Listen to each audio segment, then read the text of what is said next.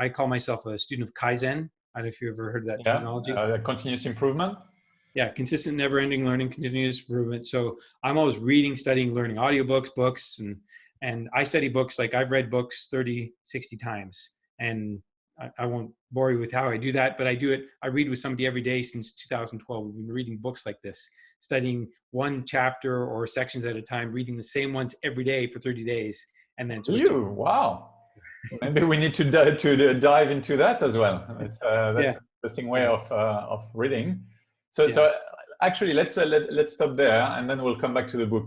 How do you read your books? Can you re-explain? So we take a book that we really want to study. So now we're reading the 12-week. When you say we, who's we? It's myself and one other person, Mark. And Mark and I, we were both taught by Bob Proctor, who is our mentor. He's somebody who's well known in the personal development field, and he was in the book The Secret in the movie, if that made any sense. But anyway, so Bob was our mentor. We were in Los Angeles at a course with him. He was working with us directly, and he put us into groups, and he gave us the section out of Napoleon Hill's Think and Grow Rich, the persistence chapter, and he said, take this booklet, read it every day for 30 days. We said, fine. We'll do it, right? But the odd part was I took the book, I came home, we started reading. 3 days later, I flew to Jamaica. And I remember I'm on the terrace with my laptop, reading, a digital version and swatting mosquitoes. For 2 weeks, I did that. And then I came home. But you know what? We continued. And then we got to the end of that chapter, and then we started going to the next chapter in Think and Grow Rich. And then we kept going. And so we went through that book twice. And then we did some other books. We did Napoleon Hill's Outwitting the Devil. We did Raymond Hollywell. You might not know him. He has a book called Working with the Law. We read The Power of Your Subconscious Mind by Joseph Murphy. And all these great books that have been around for a long time. And then now we're doing something called the 12-week year, because we want to know about having 12-week plans and structuring it and having personal vision and team vision and teaching that, right? Yeah. So we basically take a chapter. If a chapter is 30 minutes, we'll take a chapter, we'll break it down into 2 pages each. We'll just plan in advance. We'll just mark it, highlight it.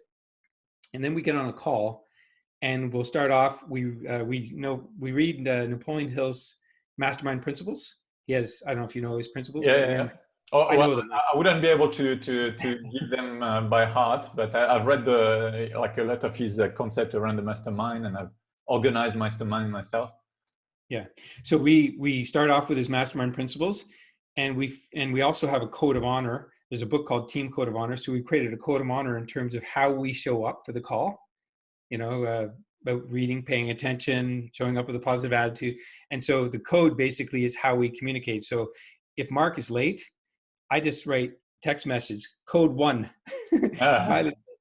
Yeah. So there's no person. It's not personal. It's just, we have codes. You broke one. Here it is. Like I'm just telling you, right? No excuses. So anyway, so then we get on, but then we read these 2 pages at it. We just take turns. So today, it's Wednesday. Mark was leading. So he starts.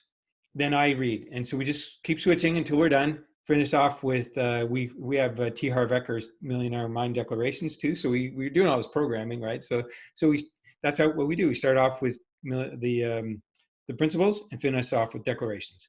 And so then we take turns reading. And then on the 31st day, we get on a Zoom call and we share our experiences as a result of studying this. Because if you think about it, if you like a song, you'll listen to that song over and over and over and over, and maybe even look up the lyrics so you can sing along. That's all we're doing. We just want to know the book in really finite detail. We want to know, I want to know little phrases, comments, principles. Do you allow for discussion after each daily call? Not typically.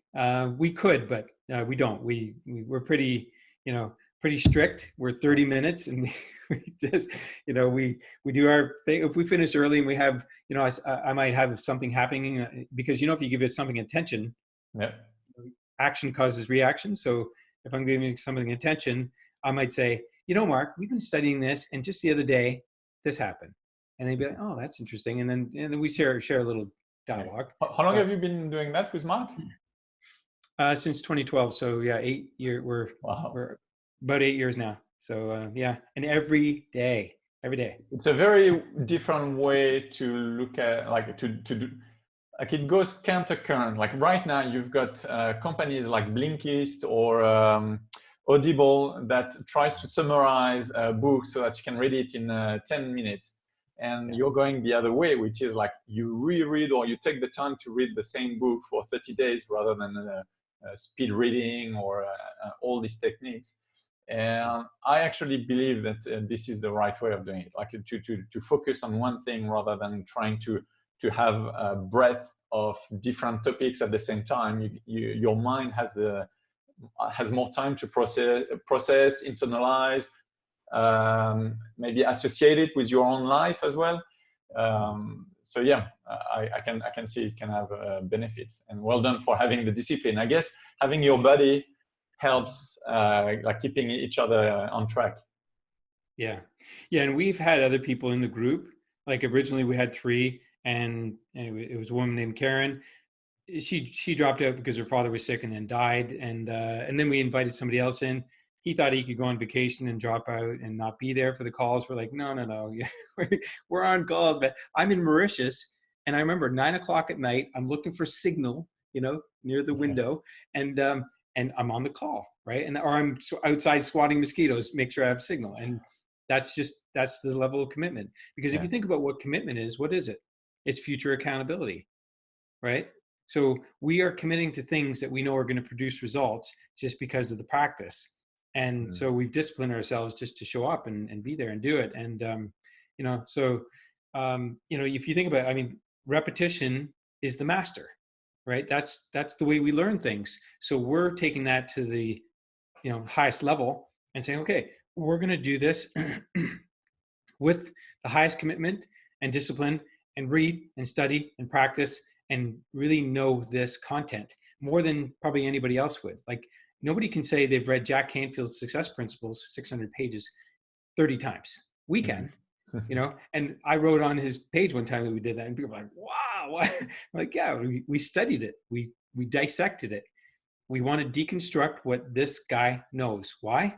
Because it's good. It's good stuff. We can put it into practice. We can teach it. It becomes part of us.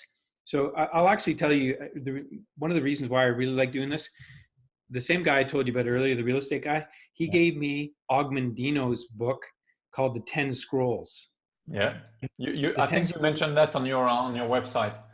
Yeah. So the 10 Scrolls are just little scrolls. They're only 5 minutes or so to read, but the objective is read them 3 times a day for 30 days. So you read them 90 times in a month. Well, guess what? The little phrases in there. I will greet this day with love in my heart. I will multiply my value 100-fold. I could, if I thought about it long enough, I could quote them all because I read them 90 times each. And that was sort of the beginning with the repetition. And then when Bob told us to do this, I'm like, yeah, I'm good with it. I like learning things. I like to really embed myself. And, think about it. If I know the 12-week year so intimately that I can walk around and talk to people and teach it, it's awesome. Like I didn't have to take it and write it down and everything. I've just studied the heck out of it. And I can even remember, I remember parts of books like Joseph Murphy said this phrase in his book. He said, what we think and feel, we create, and we create what we believe. What we think and feel, we create what we believe. I've said it, I've read it so many times that it's stuck. Right? So